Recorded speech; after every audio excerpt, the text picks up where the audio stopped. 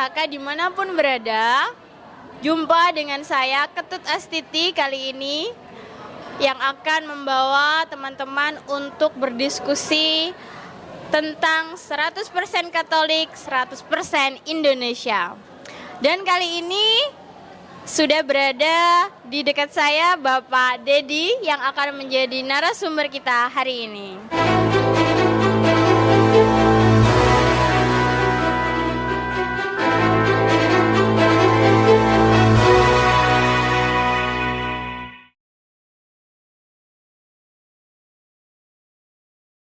Halo Bapak Dedi. Halo Ketut, gimana kabarnya? Baik, Bapak Dedi apa kabar? Baik juga. Luar biasa. Kali ini saya mendapat PR ya Pak ya. Menjadi untuk membawa teman-teman mendengarkan dan berdiskusi bersama tentang Indonesia saat ini, di mana kita berada di rantau. Kita memikirkan keluarga kita di Indonesia dan juga untuk mengantar teman-teman merefleksikan sebentar lagi adalah ulang tahun Indonesia yang ke-81. Untuk itu kita akan bersama-sama dengan Pak Dedi untuk melihat lagi bagaimana situasi Indonesia saat ini. Yang jelas yang semua sudah tahu dan kita akan membahas dari sisi kami ya Pak ya, yang ada di rantau dan para diaspora dimanapun di dunia, di seluruh dunia. Untuk itu terima kasih Bapak Dedi sudah hadir. Sama-sama. Dan kami akan membahasnya. Terima kasih Bapak Dedi. Bagaimana Bapak Dedi melihat Indonesia yang paling mengkhawatirkan saat ini? Wah, mengkhawatirkan, banyak yang dikhawatirkan itu ya. Justru karena kita berada di rantau Ketut ya. Jadi jarak jauh itu apa yang kita baca itu kan kebanyakan dari media massa atau dari media sosial gitu ya, diposting oleh teman-teman kita sendiri gitu. Kita bisa lebih jernih melihatnya karena kita tidak berada langsung di Indonesia semacam itu. Ada jarak lah semacam itu. Tetapi yang menarik bahwa hampir semua media sosial dan pemberitaan tentang Indonesia itu memang mengkhawatirkan, terutama soal ekonomi gitu ya. Kita tidak bisa menutup mata bahwa kenyataan harga-harga barang melejit di mana-mana, inflasi lah sekarang gitu ya. Dan dolar juga belum stabil, terdepresiasi terus. Dan antara orang ekonomi akan mengatakan bahwa fiskal dan moneternya nggak seimbang semacam itu, dan itu berpengaruh pada hajat hidup orang banyak. Dan mungkin kalau kita di Hong Kong tidak begitu terasa. Ya toh, kamu masih senang-senang kemana-mana. Apalagi yang tiap bulan masih dapat gaji ini ya Pak ya. Kamu masih dapat ya? Di Indonesia masih dapat. Syukur puji Tuhan. Ya. Tuhan. Tapi betul ikut prihatin ya Pak ya. Melihat situasi. Yang hanya melihat dari sosial media itu malah makin ini Pak, di sini lebih was-was gitu kan, bagaimana keluarga di Indonesia, bahkan bukan hanya keluarga sih, tapi lebih ke orang-orang yang mungkin keluarganya tidak ada yang bisa mensupport gitu, yang supportnya hanya di Indonesia aja gitu ya Pak ya. Cukup mengkhawatirkan. Lalu bagaimana krisis di Indonesia berdampak pada keluarga para migran? Nah kita harus mengakui bahwa keluarga para migran itu kan bukan termasuk dalam golongan atau kelas menengah atas. Padahal sebenarnya dalam situasi sekarang menengah bawah, kelas menengah aja sekarang sudah kesulitan. Ya, karena bahkan beberapa ahli ekonomi atau pengamat itu mengatakan bahwa justru dalam situasi sekarang kelas menengah yang terkena dampak paling terasa. Nah, kalau kelas menengah aja terkena, bagaimana yang di bawahnya, termasuk keluarga para migran? Mungkin para keluarga para migran masih punya harapan, masih punya ketergantungan dari keluarga mereka yang ada di Hong Kong atau di Taiwan atau dimanapun untuk bisa mendapatkan kiriman uang. Betul, bantuan. Tetapi tentu saja ini kan tidak mencukupi untuk menjawab kebutuhan ekonomi Indonesia yang semakin hari menjadi semakin sulit gitu. Iya. Dan nah ini tidak tahu apakah ini memang kita diminta untuk berefleksi atau memikirkan bersama menjelang ulang tahun Indonesia yang merdeka sudah 81 tahun gitu. Tidak tahu saya. Iya, saya juga yang orang-orang muda seperti saya sendiri tuh katanya udah merdeka ya Pak ya. 81 tahun merdeka, upacara, tapi sampai sekarang pun masih ada orang-orang yang marginal di pinggiran sana tuh masih untuk mencari makan yang layak aja susah gitu ya Pak ya. Bahkan untuk tinggal sering digusur, sering di apa. Mungkin di media banyak yang kita lihat yang lebih parah lagi gitu ya Pak ya. Dan kami sebagai umat di sini memandang kita pun juga punya handphone, sosial media, ketir-ketir juga gitu. Oke, minimal kami bisa membantu keluarga kami Pak ya. Tapi untuk yang lebih luas bagaimana, kami hanya bisa membantu ya mengulurkan sedikit dari penghasilan kami. Dan itu pun pasti juga tidak menyeluruh ya Pak ya, hanya terbatas, mungkin hanya di golongan mungkin di yayasan yang Katolik gitu kan Pak ya, karena kita kan sudah ada dinaungi komunitas. Tapi bagaimana umat yang lain yang non Katolik atau yang tidak terjamah gitu Pak? Ini sangat kita perlu merefleksikan lagi, membahas lagi, mendiskusikan lagi bagaimana kita membantu mereka seperti itu kan ya Pak ya? Iya, itu menarik, tidak mudah. Dalam situasi sekarang memang perasaan kita sebagai umat Katolik didorong oleh belas kasih tentu ingin membantu. Betul. Tetapi kan terlalu banyak hal yang perlu kita pikirkan atau kita bantu seperti apa gitu ya. Dan memang sebenarnya teman-teman pekerja migran itu sudah membantu banyak. Betul. Karena kan kita tahu bahwa devisa katanya. kiriman remitansinya itu kan sangat membantu dan menjadi salah satu penopang devisa negara Indonesia gitu ya.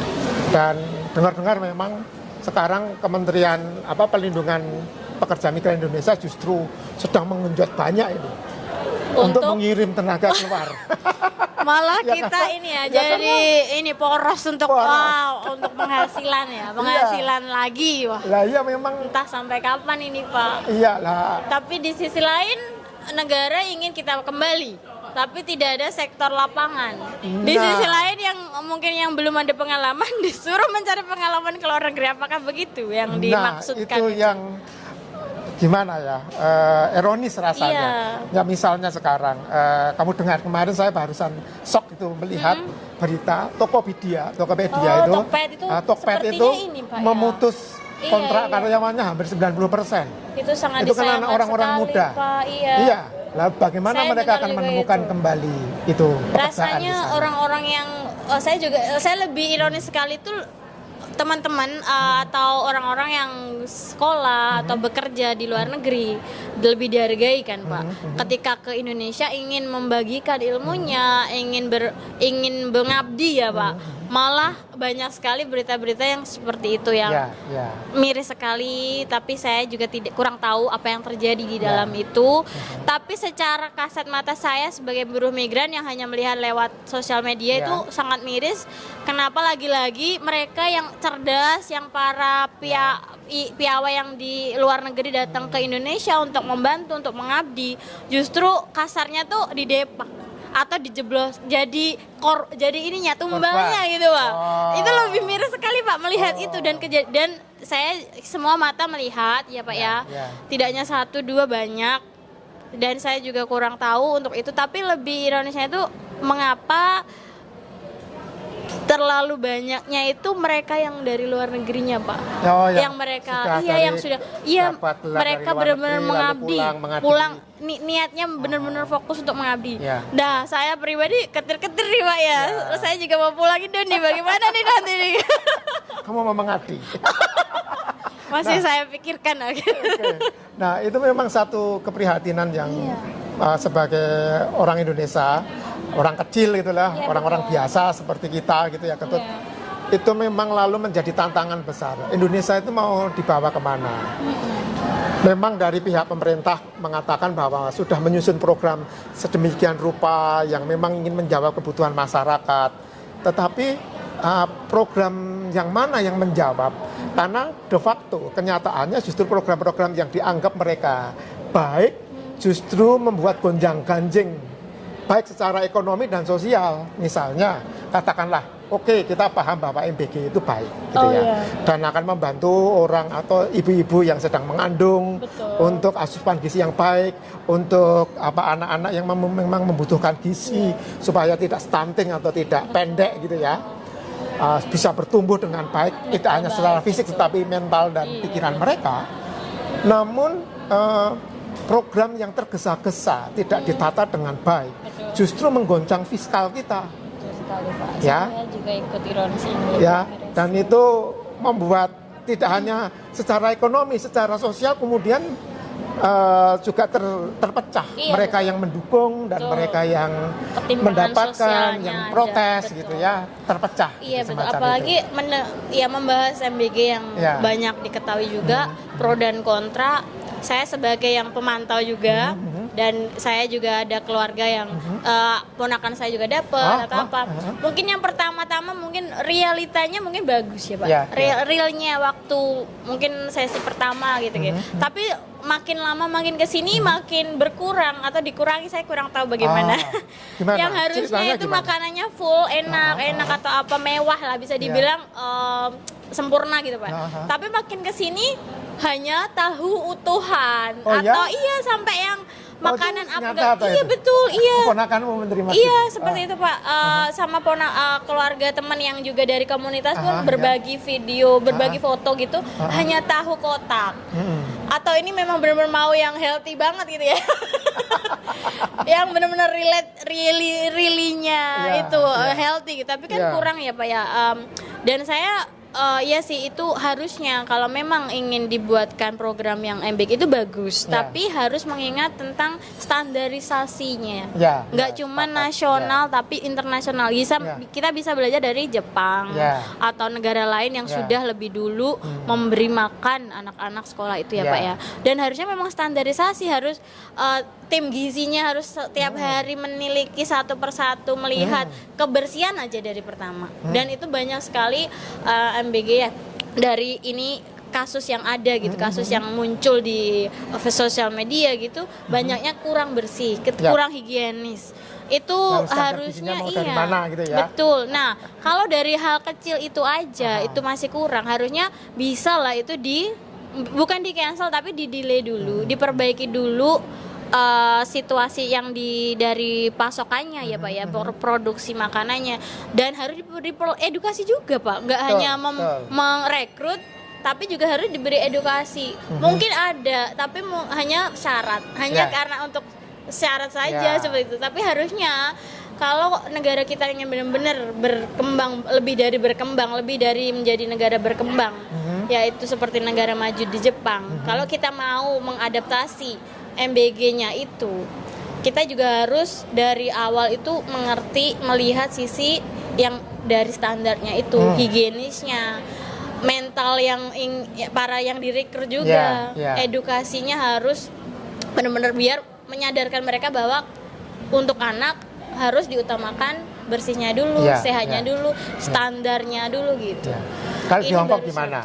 Saya rasa karena saya jaga lansia ya Pak ya, jadi kurang tahu. Tapi saya lihat teman-teman yang pernah upload, pernah nge-share itu luar biasa, tidak diragukan lagi Pak. Semua menu tuh selalu berganti dan yang difokuskan bukan tentang mewah tidaknya, tapi kelengkapan gizinya, apa yang anak butuhkan.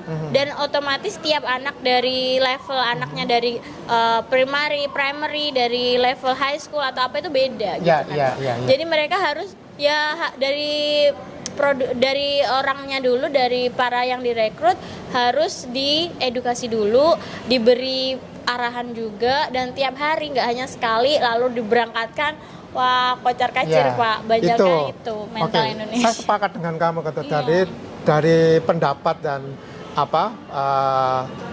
pengamatanmu itu tepat sekali bahwa seolah-olah Indonesia itu misalnya dalam program MBG gitu ya, tertutup. Sekarang zamannya sosial media. Kamu sekarang di Hong Kong. ada banyak teman lain yang mungkin para pekerja migran di mana Korea atau Jepang. Itu kan bisa membandingkan. Nah, tadi kamu saja kan sudah memberikan input bahwa itu tidak benar, ya kan? Nah, ini yang saya kira memang sangat memprihatinkan bahwa memang maksudnya baik, tetapi kemudian membawa kita ke dalam krisis multidimensi. Padahal dari hanya soal program makanan gizi gitu ya, baru satu gitu. Belum yang lain. Lalu bisa menjadi krisis multidimensi. Ini maksudnya mau kemana dan gitu kan? ditambah karena mereka kayak memberi batasan ya Pak, karena harus yang mereka langsung tuh para militer terjun langsung tuh. Mereka yang seperti kita nih mungkin nih langsung dicatut nih. Oh kamu ya langsung diangkut nih kayaknya Pak. Tunggu diangkut nih. Kamu masih memperhatikan yang lucu, apa yang lucu coba? Itu yang tidak dipedulikan Pak. Iya ini. Yang sepertinya kayak suara-suara kita tuh dihempaskan aja gitu loh. Kayak seperti kita tuh diberi kita bersuara pun tidak ada ruang untuk kita bersuara. Dan saya juga ini agak lumayan disayangkan sekali. Kita kan negara demokrasi. Kenapa justru ada pembatasan di situ? Hanya karena kita mungkin dari sebagian sebagian masyarakat merasa tidak terima, lalu mungkin terucapkan kata-kata yang kurang baik dan kurang berpendidikan. Bagaimana berpendidikan, urusan makan aja masih bermasalah ya Pak ya. Jadi ya harusnya memaklumi ya Pak, tapi tidak. Negara lebih kayak di stop, diberi pagar, tidak boleh bersuara dan bahkan diberi sanksi jika kita mengata-ngatain para pejabat, para pemerintah. Padahal niat kita kan memberi kritik dan harusnya pemimpin yang baik itu menerima lapang dada kritik dan saran. Kritik yang baik, kritik yang membangun, diperjuangkan, dipikirkan, dievaluasi ya Pak ya. Apalagi ini udah berjalan 1 tahun, 2 tahun mungkin ya Pak ya udah ada. Harusnya mereka mengevaluasi, oh ternyata ada ini, atau di-delay dulu, kita perbaiki dulu yang di belakang gitu kan Pak ya.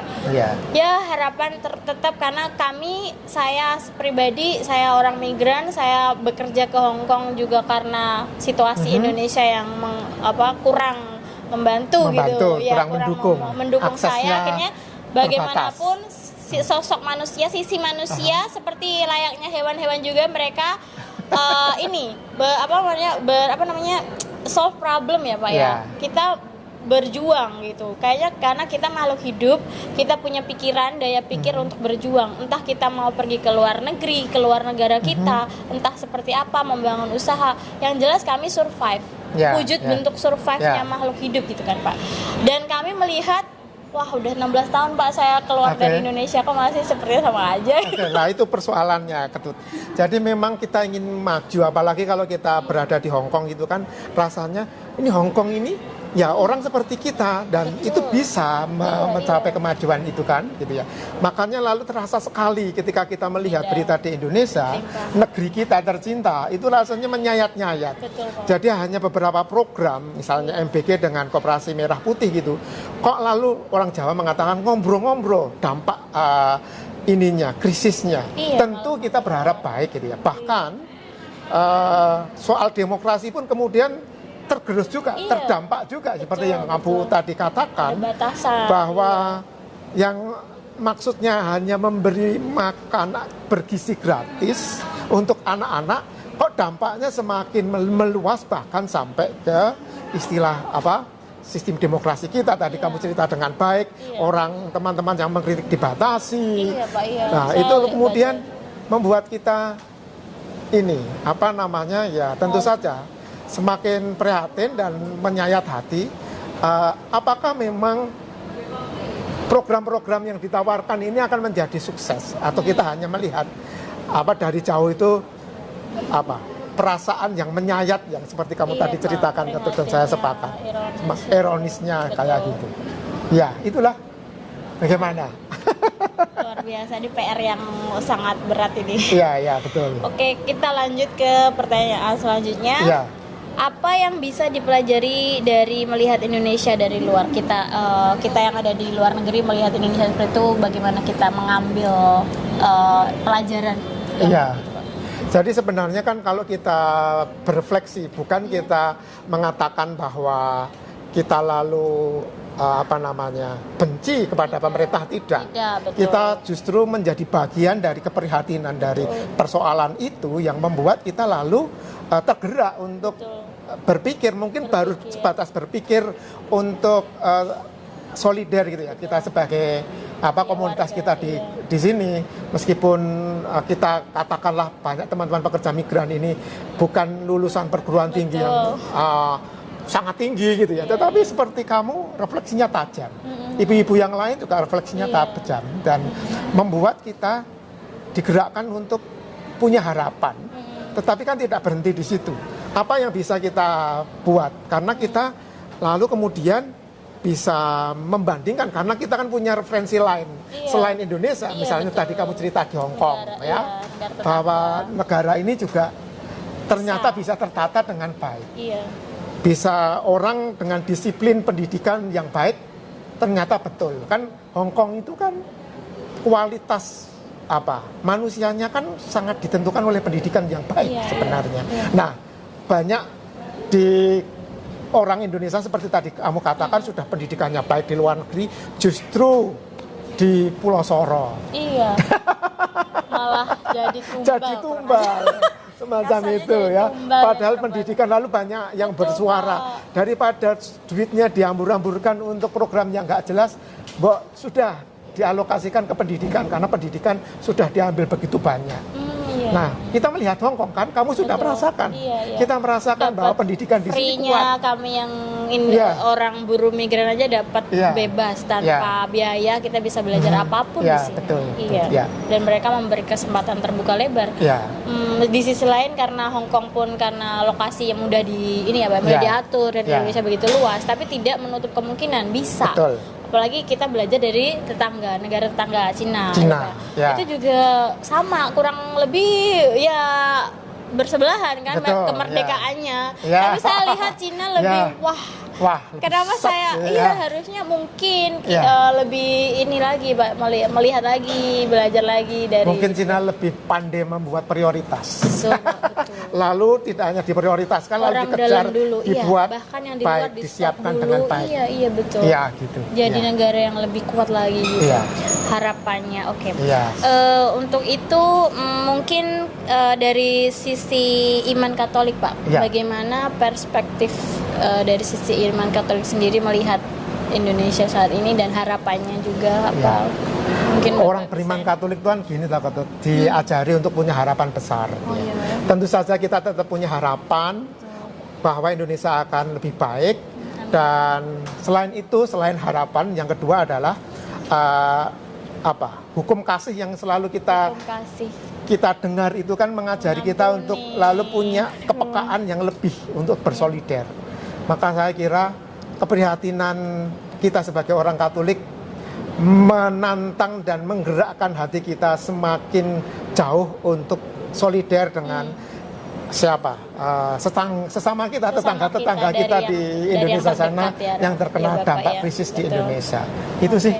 Terima kasih Bapak Dedi. Terima kasih sama-sama. Demikian tadi teman-teman bincang-bincang kita kali ini yang segmen pertama, di mana kita prihatin dengan situasi Indonesia saat ini, tapi kita tidak menutup kemungkinan untuk berdoa, untuk terus berharap dan kita memberi wujud nyata hal kecil, yaitu kita membantu keluarga kita dan juga teman keluarga atau penduduk-penduduk atau tetangga-tetangga dari yang paling dekat, dari sekitar kita, dari desa kita sendiri, dan harapannya sampai ke kecamatan, ke kabupaten, sampai ke ranah bangsa, seluruh bangsa. Harapannya demikian. Terima kasih Pak Dedi. Sama-sama Ketut. Sampai jumpa di segmen berikutnya. Dadah.